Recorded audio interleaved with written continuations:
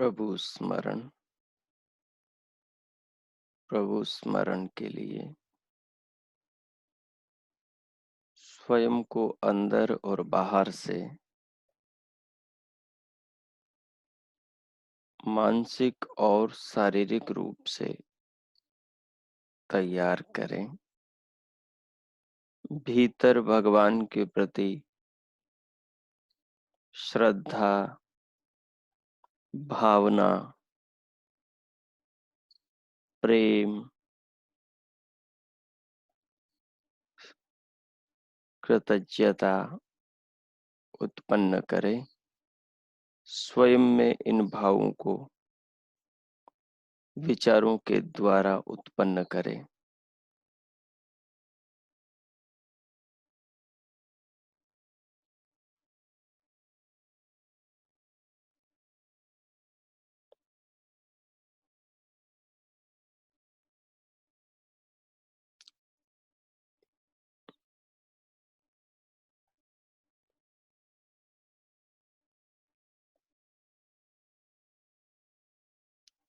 अब आसन की स्थिति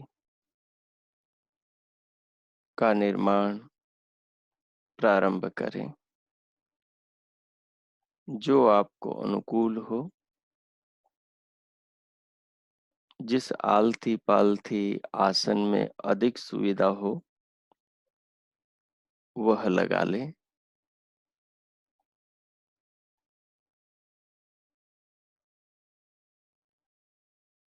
लगाकर सीधे बैठ जाएं। कमर, पीठ और गर्दन को सीधा कर लीजिए, परंतु रीढ़ में, मेरुदंड में सहजता हो, कड़ापन न हो। अपनी स्थिति को जांचते रहें और आसन को अनुकूल ठीक करते रहें। तदुपरांत दोनों हथेलियों को कटोरे की भांति बनाकर अपनी गोदी में रख लें।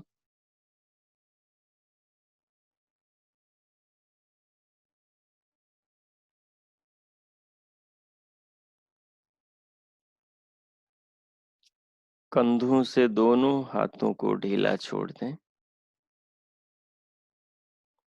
फिर दोनों पलकों को, नेत्रों को बंद करें।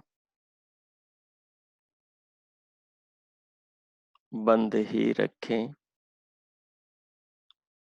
पलकों में, नेत्रों में सहजता लाएं। दोनों होठों पर, दंत पंक्तियों पर और जिह्वा पर, इनमें भी सहजता लाएं।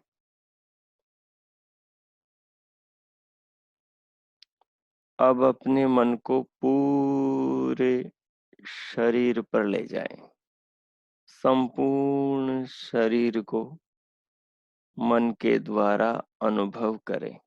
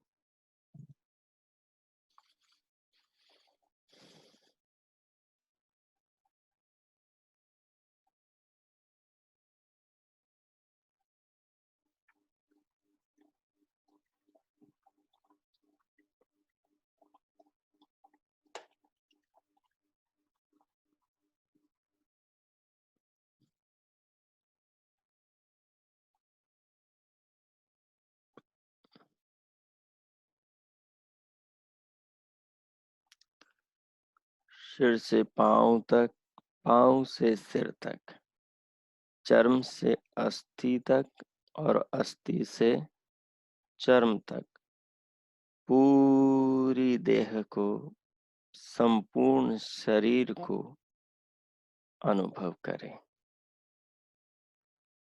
भीतर से महसूस करें।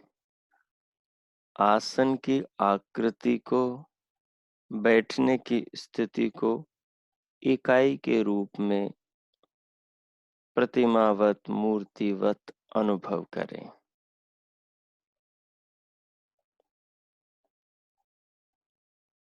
मन में शांति रखें। नहीं हो तो धीरे धीरे श्वास लेना आरंभ करें। श्वास लंबा, गहरा और लयबद्ध हो। भीतर आए तो नथुनों में अनुभव करते हुए भीतर आने दें उसको।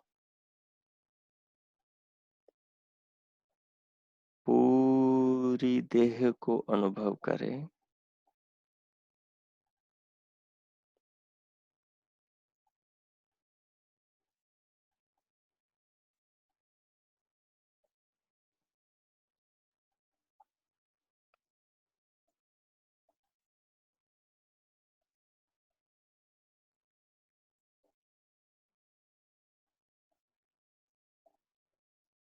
अब देह के साथ में ईश्वर को जोड़ दें।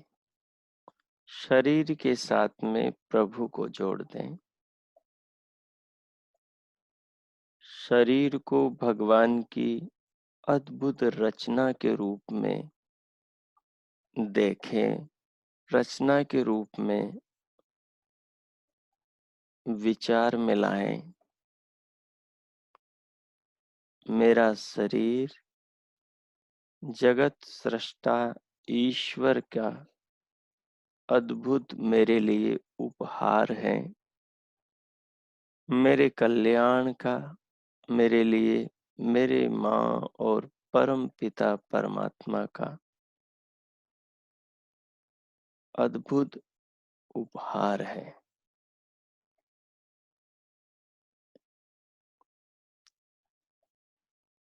शरीर की महिमा, शरीर के महत्व पर जरा विचार करें।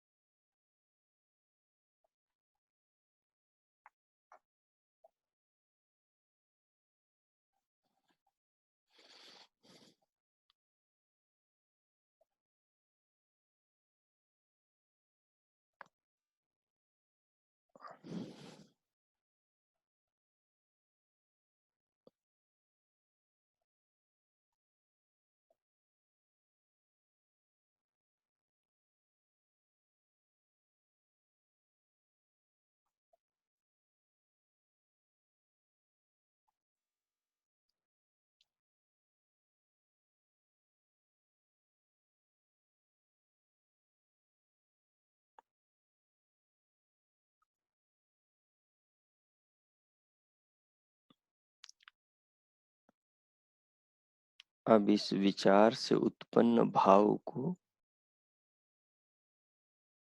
प्रभु के नाम के साथ जोड़ते हुए भगवान का नाम स्मरण थोड़ी देर करेंगे। नाम स्मरण में भगवान के उपकारों का ख्याल आपको आना चाहिए। निरंतर भगवान जो हम पर कृपा कर रहे हैं, निरंतर जो ईश्वर अपनी व्यवस्था और नियमों द्वारा सारी सृष्टि का संचालन कर रहे हैं। शरीर देकर भगवान ने हम पर कितना बड़ा उपकार किया है कि विधाता की सृष्टि को हम देख रहे हैं, अपने अस्तित्व को हम अनुभव कर रहे हैं, अपनी सत्ता को, भगवान की अद्भुत नाना भांति की रचनाओं को, व्यवस्थाओं को, उनके कला कौशल विचित्र निर्मित इस सृष्टि को देख रहे हैं। चांद, सूरज, धरती, आकाश, रात में आकाश में असंख्य तारों को धरती पर नाना भांति के असंख्य प्राणियों को, असंख्य पेड़ पौधों को,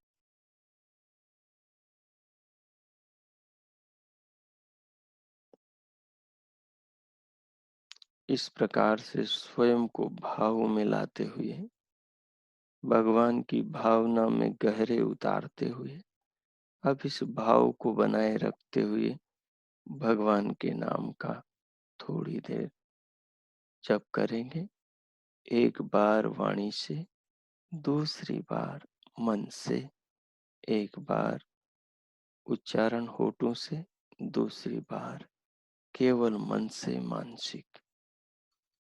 जब होठों से करेंगे उस समय दोनों कानों से उस अपने द्वारा उच्चारित ओमकार की ध्वनि को, प्रभु नाम के संगीत को सुनेंगे और उसमें स्वयं को भावना के साथ डुबो देंगे। डूबा हुआ महसूस करेंगे। जब धीरे धीरे ओमकार का आकार से मकार तक का उच्चारण पूरा हो, उसके बाद सामान्य श्वास लेते हुए मानसिक रूप से ओमकार का मानसिक जप उच्चारण आरंभ करेंगे। बस केवल मन में भावना बनाएंगे और हृदय के अंदर ओमकार की तरंगे सब ओर फैलती हुई अनुभव करेंगे।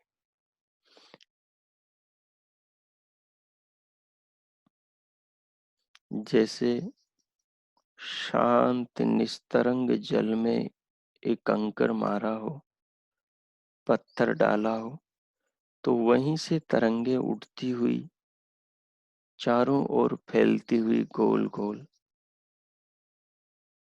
जल के तटों की ओर भागती है। ठीक उसी प्रकार से आत्मा से परमात्मा के नाम का उच्चारण होते ही ऐसा अनुभव करेंगे भीतर कि आपकी भाव तरंगों को, आपकी मन की तरंगों को हृदय के अंदर जो अंतःकरण है, सूक्ष्म शरीर में जो अंतःकरण है, वो पूरे शरीर में फैला रहा है और उसे पूरे शरीर में आपको महसूस करना है। प्रभु सर्वरक्षक है, मेरी तरह समस्त मेरे भाई बहनों की भी रक्षा कर रहा है। मेरी तरह समस्त जीव मात्र प्राणी मात्र की रक्षा कर रहे हैं। मेरी तरह सारी सृष्टि भगवान का सारा ये प्रसाद प्रत्येक जीव मात्र के लिए है। इस प्रकार वसुदैव कुटुंबकम की भावना में स्वयं को भरते हुए और प्रभु का अनन्य भक्त, अनन्य सेवक स्वयं को समझते हुए भाव में गहरे डूबते चले जाएंगे।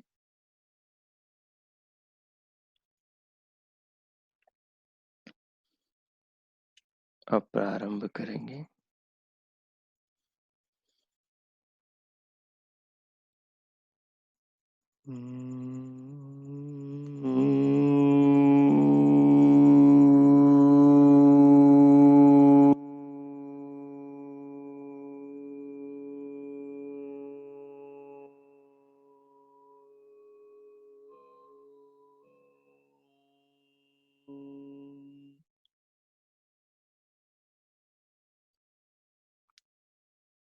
अब मानसिक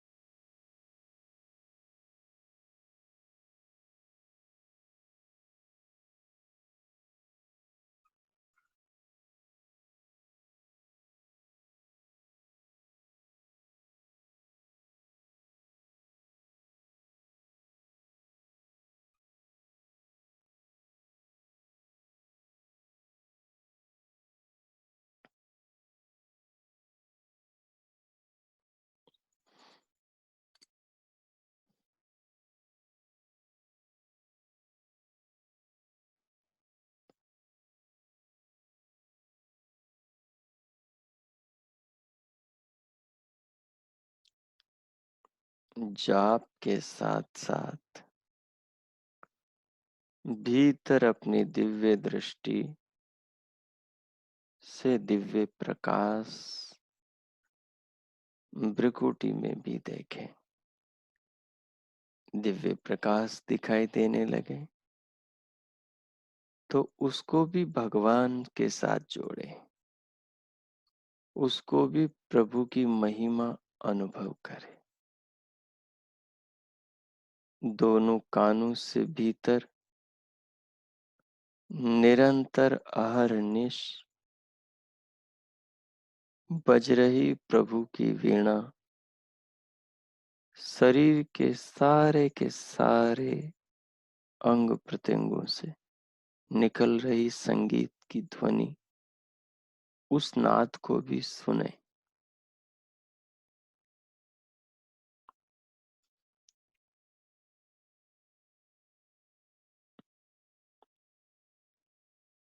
ये ध्वनियाँ और ये प्रकाश की नाना ज्योतियाँ और ये दिव्य नाद, ये सब ब्रह्म की ओर ले जाने वाली है।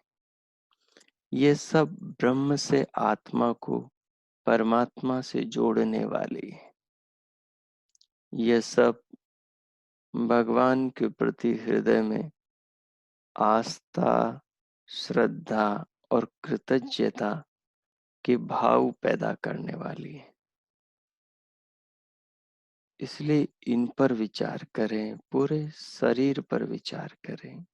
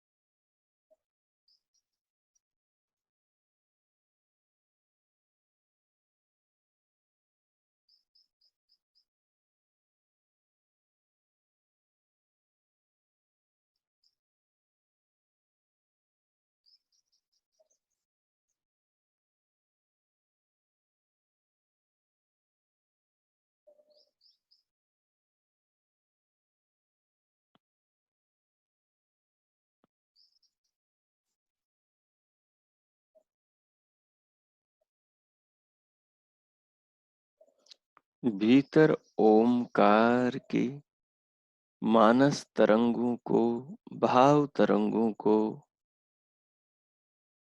प्रभाव तरंगों को पूरी देह के अंदर, शरीर के समस्त सूक्ष्म स्थूल अवयवों को प्रभावित करते हुए महसूस करें।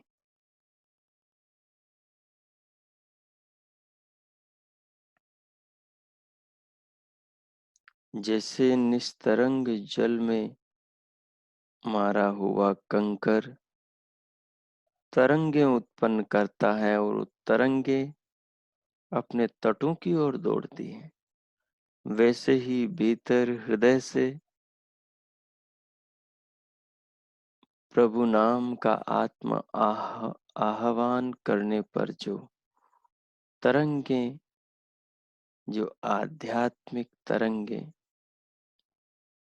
जो भावना की, हृदय की, आत्मा के पुकार की तरंगे उत्पन्न होंगी, ये विद्युत लहरें, ये ध्वनि लहरें, ये भाव लहरियां पूरे शरीर के अंदर के समस्त सूक्ष्म स्थूल कण मात्र, अणु मात्र, समस्त रेशुओं को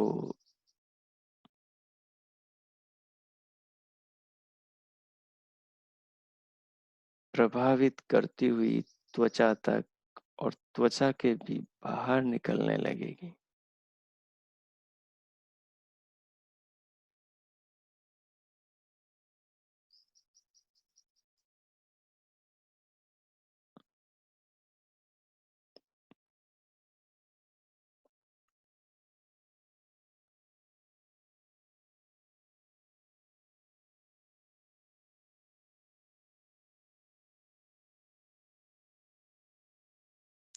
इनसे प्रभावित हुए होते हुए पूरे मस्तिष्क को अनुभव करें, नाद को अनुभव करें और दिव्य प्रकाश को अनुभव करें। जैसे ही ओमकार की मानसिक ध्वनि आप, मानसिक जप आप करेंगे, तो ये दिव्य प्रकाश भी इससे प्रभावित होगा। भीतर की आपकी दिव्य नाद भी इससे प्रभावित होगी। इससे शरीर की सारी कोशिकाएं, सारे ऊतक, कोष्ठक, मांसपेशियां, नस नाड़ियां, शरीर का अणु अणु, कण कण प्रभावित होगा। देह के एक एक रेशे के अंदर ये प्रवेश करेंगे।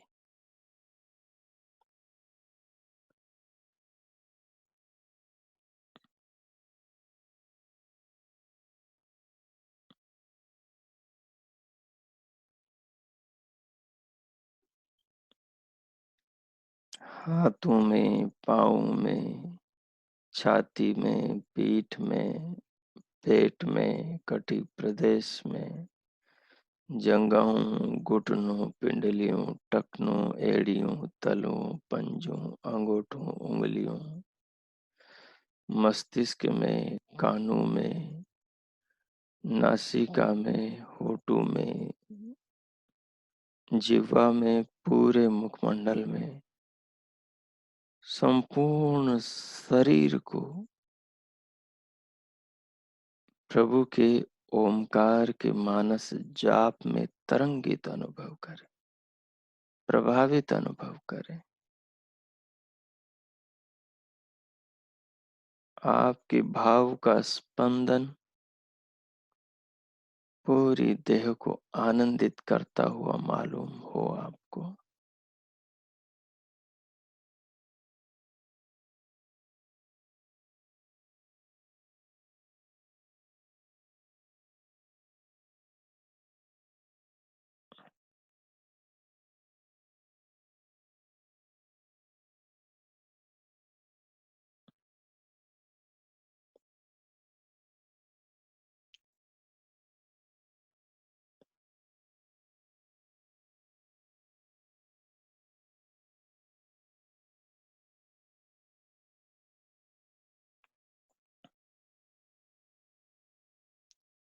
इस प्रकार आसन लगाकर भगवान के नाम का भावना पूर्वक ओष्ठ उच्चारण और मानस जप करते हुए भगवान की भक्ति में, भगवान के भाव में स्वयं को, आत्मा को, अंतकरण को, पूरी देह को प्रभु नाम के जाप की भाव तरंगों में अनुभव करते हुए अब हम पूर्व प्रयोग पर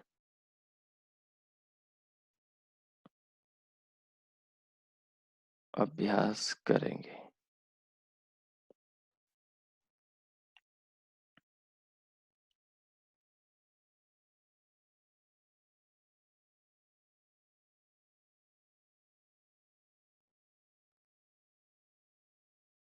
भगवान से प्रार्थना करें,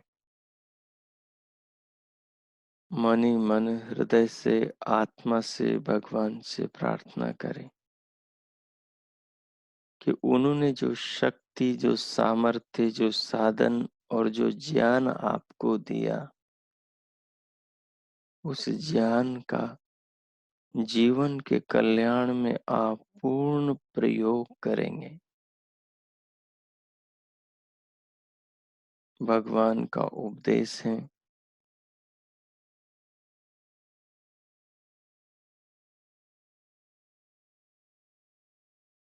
प्रभु का उपदेश है कि जीवन से हम सारी बुराइयों को दूर कर दें और जीवन को अच्छाइयों से भर दें। दुर्गुण परा शुभ, यद भद्रम तन्न आशुभ, अस्तो मां सद्गमय, तमसो मां ज्योतिर्गमय, मृत्युर्मा अमृतम गमय।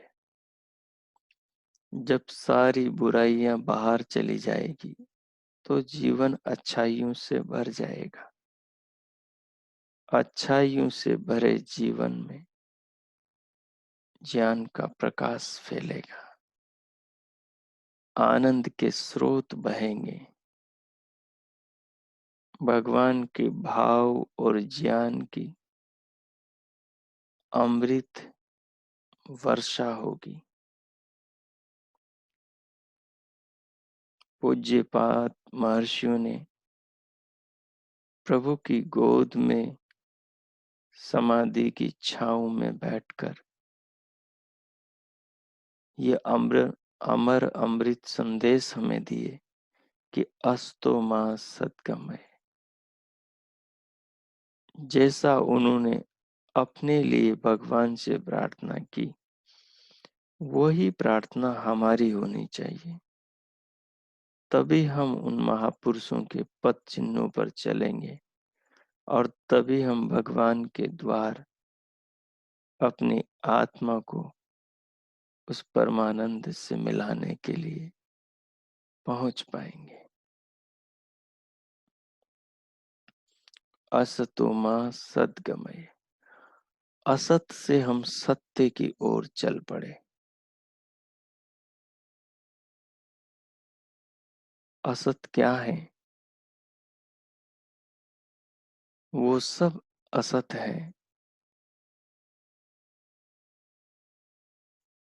जो सत्य से जीवन को विचलित करते हैं, जो सत्य से आत्मा को दूर ले जाते हैं। वो सारे मनोविकार, वो सारे दैहिक कर्म और वो सारी वाचनिक वाणी की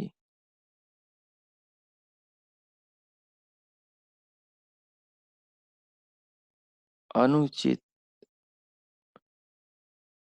छल, कपट, लोभ, लालच से भरी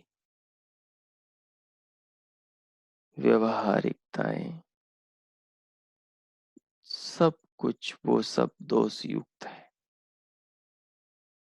इसलिए असत्य से सत्य की ओर, जो जीवन में असत है,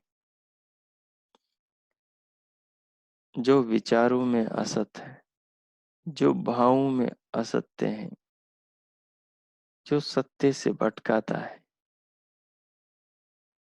जिसका सीधा संबंध सत्य से नहीं, जो सत्य से दूर ले जाता है, उसको हम छोड़ दें, और जो हमें सत्य के करीब ले जाए उसको हम पकड़ लें। तो असतो मां सद्गमय, ये प्रार्थना हमारी भी बन जाएगी और हमारा भी जीवन बदल देंगी।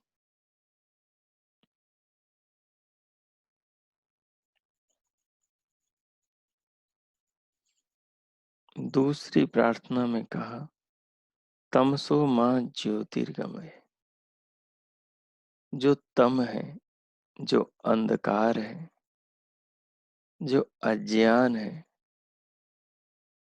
जो अविद्या और पांचों क्लेश हैं, उनमें जो मानसिक रमण है, अंतकरण में जो अविद्या छाई हुई है, अविद्या का मल, पांचों क्लेश, सारे दुर्गुण डेरा जमाए बैठे हैं, उन सबको ज्ञान के प्रकाश में देखना और देखकर चुन चुन कर भीतर से बाहर निकाल देना। तमसो मां ज्योतिर्गमय है। तम से ज्योति की ओर तब बढ़ेंगे जैसे घर के अंधेरे को दूर करने के लिए हमें दीपक जलाना होता है। दीपक की दीपशिखा के प्रकाश से घर का, जीवन का, शरीर रूपी गृह का, अंतकरण रूपी घर का सारा अज्ञानात्मक अंधकार दूर हो जाता है। उसके लिए दीपक बनाना होगा, उसमें तेल भी डालना होगा और फिर बाती बनाकर तेल में रखनी भी होगी और उसे दिया सलाई से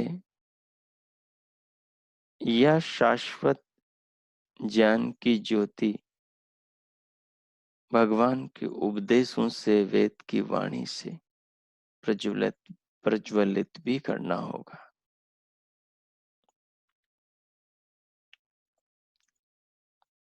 तो अंधकार को दूर करना है तो हमें ज्ञान का दीपक जलाना होगा। ज्ञान के दीपक में ही हमें दिखाई देंगी वो खाइयां, वो गड्ढे, वो कंकड़ पत्थर, वो कांटे, वो सूल जो हमारे पैरों में, जिनसे हमें ठोकरें लगती हैं और जो हमें दुख देते हैं, वो सारे विकार, वो सारे दुर्गुण, वो सारे असत्य व्यवहार, असत्य मानसिक, शारीरिक, व्यवहारिक तीनों आचरण तभी दूर होंगे जब ज्ञान का प्रकाश होगा।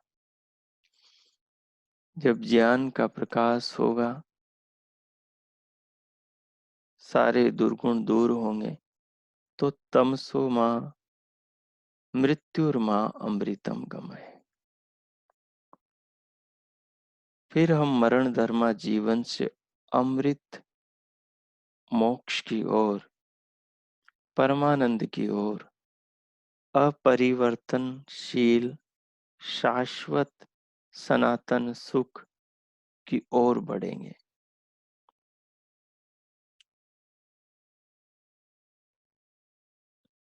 वो सुख, वो शाश्वत आनंद परमानंद परमात्मा में है। हमारी आत्मा उस परम आनंद की ओर तभी बढ़ेगी जब हम तमसो मां ज्योतिर्गमय अपने हृदय के तमस अविद्या जनित अंधकार दोषों विकारों को ज्ञान के प्रकाश में देख लेंगे और चुन चुन कर उनको भीतर से बाहर निकाल फेंकेंगे। और ये तभी संभव है जब उन विकारों की शक्लों को हम पहचाने, उन दुरितों की परिभाषाओं को हम जान लें, उन दुरितों के स्वरूपों को हम समझ लें। जब तक वो द्वरित हमारे समझ में नहीं आएंगे कि वो विकार, वो दोष, वो दुर्गुण कौन कौन से हैं जिनको अपने जीवन से हमें विदा करना है, जिनको हमें चुन चुन कर अंतकरण से बाहर निकाल कर फेंकना है, उनके बारे में भगवान महर्षि गौतम ने अपने न्याय शास्त्र में कुछ निर्देश किया है। कुछ निर्देश भगवान मनु ने मानव धर्म शास्त्र मनुस्मृति में किया है। कुछ निर्देश सभी महर्षियों ने किए हैं। भगवान वात्सायन ने महर्षि गौतम की भावना को ध्यान में रखकर उन दुरितों की शक्लें हमें बताई है, उनकी परिभाषाएं हमें दी है, उनको पहचानने की आंखें, एंगल, दृष्टिकोण हमें सौंप दिए हैं। उन ऐनकों को, उन दृष्टिकोण, उस वैदिक आर्ष ज्ञान के चश्मा से अपने अंतकरण में भरे उन दुरितों को ज्ञान की इस दिव्य दृष्टि से देखकर हम बाहर निकालने में सक्षम होंगे। हमारा पूरा जीवन इन दुरितों ने सब ओर से घेर रखा है। हमारी आत्मा जन्म जन्मांतरों के बंधनों में इन्हीं दुरितों के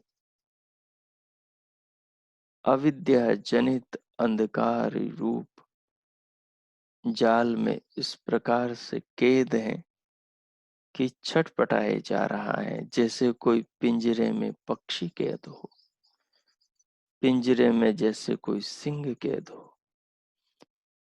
सामर्थ्य बहुत है पर दुरितों का जाल बड़ा भयंकर है। इन दुरितों के जाल को काटने के लिए हमें परमात्मा की ज्ञान की कैंची की आवश्यकता है।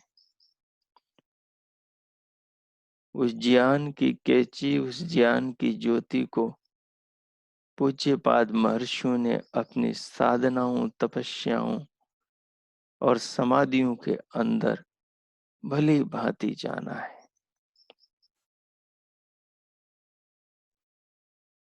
और वहां से पूज्य उन महर्षियों ने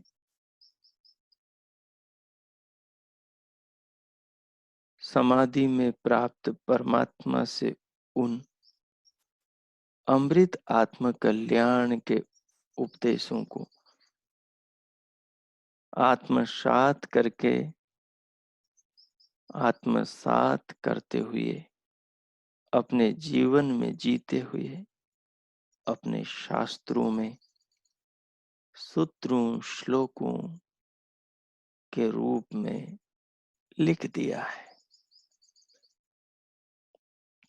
सो आइए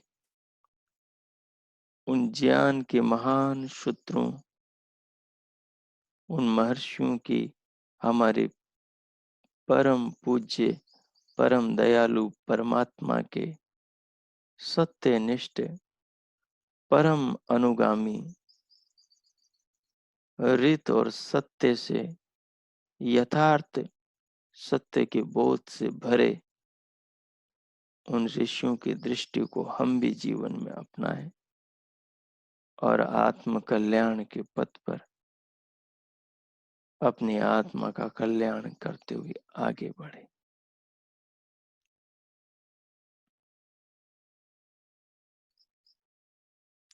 आइए अब उन दुरितों को, उन विकारों को, उन दोषों को, उन महर्षियों के सूत्रों श्लोकों द्वारा हम समझना आरंभ करें। भगवान से प्रार्थना कीजिए, हृदय में आत्मा में बैठे अंतर्यामी परमात्मा से प्रार्थना कीजिए कि हे वसुधापते, हे जगत निर्माता, जीवन दाता, विश्व विधाता, परम पिता, परम माँ, दया के सागर, कृपा सिंधु, भक्त वत्सल भगवान, हम पर अपनी करुणा की वर्षा कीजिए। हमारी बुद्धि को सुबुद्धि, हमारी मेधा को सुमेधा, प्रज्ञा प्रदान कीजिए, जिसे अविद्या के जीवन में छाए जाल को हम पूरी तरह छिन्न भिन्न कर दें। अपनी आत्मा, अपने अंतकरण, अपने मन, बुद्धि, चित्त सबको अविद्या के प्रभाव से अप्रभावित करके आपके प्रभाव से प्रभावित करें। इस प्रकार भगवान से भावपूर्ण ढंग से भांति भांति से प्रार्थना करते हुए उस प्रार्थना को जीवन में साकार करने के लिए जो भगवान ने हमें शरीर दिया है और नित्य नई ऊर्जा और रोजाना निद्रा के अंदर शक्तियों से पूरी देह को, अंतकरण, सूक्ष्म शरीर सबको भर देने वाले परमात्मा की इस शक्ति को लेकर हम इन दुरितों का नाश करने के लिए प्रवृत्त हो, तभी हमारी प्रार्थना सफल होंगी। केवल मांगने से प्रार्थना की पूर्णता नहीं होती, क्योंकि शरीर भगवान का है, अंतकरण भगवान का है, सब कुछ दिया हुआ भगवान का है, ज्ञान भी भगवान ने दिया है। तो जो अपने अंतकरण में गंदगी हमने अज्ञान में जमा की है, अब भगवान के ज्ञान को लेकर, ऋषियों के ज्ञान को लेकर उस गंदगी को हम ही दूर करेंगे। भगवान ने शक्ति दी, सामर्थ्य दिया, साधन दिया, ज्ञान दिया, सब दिया। जो प्रार्थना हमने भगवान से की है उसे हम भगवान के दिए शक्ति, सामर्थ्य और शरीर से पूर्ण करेंगे। यही प्रार्थना का स्वरूप है, तभी भगवान हम पर कृपा करेंगे। सो आइए भगवान से प्रार्थना करते हुए अब धीरे धीरे भीतर से बाहर आए। ओम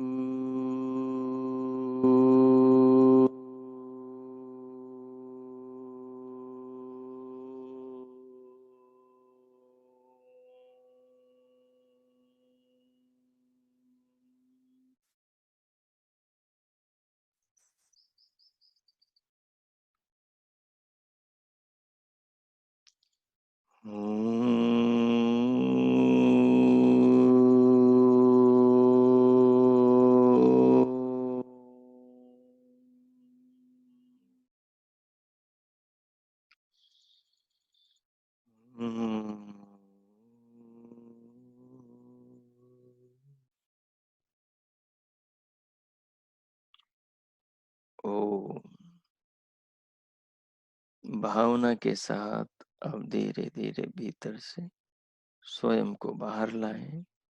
पहले अपने ध्यान को अपनी देह पर, शरीर के सारे अवयवों पर ले जाएं। मांसपेशियों को, अंग प्रत्यंगों पर, और फिर हाथों की उंगलियों पर ले जाएं। उन सब में गति करें। सूक्ष्म हलचल और क्रिया उत्पन्न करें। फिर हथेलियों को परस्पर मिलाकर दोनों में अच्छी तरह घर्षण करें और हथेलियों में उत्पन्न उष्णता से पूरे मुखमंडल का स्पर्श करें। अनुभव करते हुए 2-3 बार करते हुए फिर उंगलियों के मध्य से पलकें खोलते हुए भीतर से बाहर आ जाए।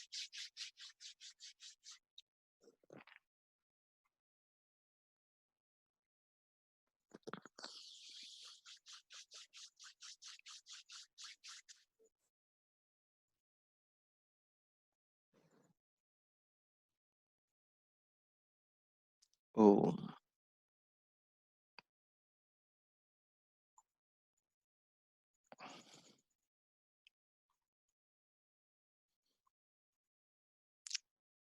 अब देखिए आपके सामने स्क्रीन पर कुछ लिखा हुआ है। यहाँ पर उन सब दोषों का उल्लेख है। यहाँ से हम उनकी शक्लों को पहचानेंगे, उन दोषों को समझेंगे। न्याय दर्शनकार महर्षि गौतम और भगवान वात्सायन भाष्यकार ने दोषों के 3 समुदाय, 3 वर्ग माने हैं। उनको राशि और पक्ष संस्कृत के शब्दों में कहा है। तो वो 3 हैं, राग, द्वेष और मोह। ये 3 समुदाय हैं और इन तीनों का स्वरूप अलग अलग है।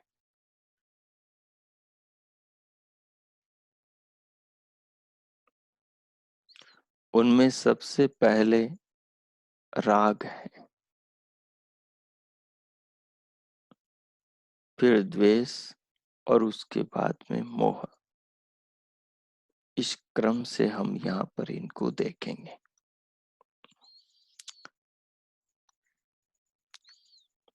तो प्रथम है आसक्ति लक्षणों राग।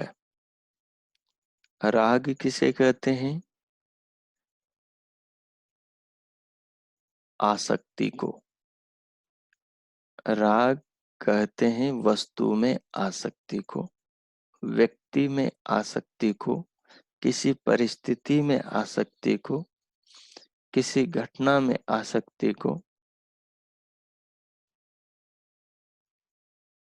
किसी बात में, किसी व्यवहार में,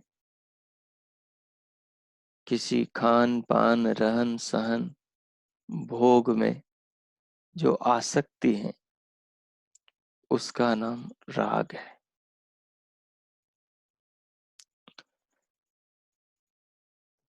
इसको और खोला है, देखिए आगे। अपने अपने प्रिय हितकर पदार्थों में चित्त की आसक्ति का होना, चित्त का लगाव होना, मन का लगाव होना, उन चीजों को बार बार याद करना, उन्हें भूल न पाना, उनका स्मृति में बना ही रहना, उनसे हानि होते हुए भी उन्हें न छोड़ पाना आसक्ति है। आसक्त होना आसक्ति है। यह राग कहता है, जो द्वेष तथा मोह में नहीं होती। आसक्ति यानी राग द्वेष और मोह के अंदर नहीं होती, नहीं होता। राग पक्ष में राग से उत्पन्न विकारों में कुछ विकार हैं जो मुख्य रूप से यहाँ गिनाए गए हैं। राग से ही काम की उत्पत्ति होती है, राग से ही मत्सर की उत्पत्ति होती है, और राग से ही स्पृहा की उत्पत्ति होती है, अस्पृहा की उत्पत्ति होती है। राग से ही तृष्णा की उत्पत्ति होती है, तथा राग से ही लोभ की उत्पत्ति होती है, और माया और दंभ की उत्पत्ति होती है। तो 5 तो यहाँ राग के विकार गिनाए हैं, और 2 हमने और जोड़ लिए हैं, और भी जोड़े जा सकते हैं, जिनके द्वारा हम अपनी मनस्थिति को समझ सके कि किस किस समय हमारा मन किन किन स्थितियों में जाता है, रहता है। उन चीजों को हम यहाँ से पकड़ सकते हैं।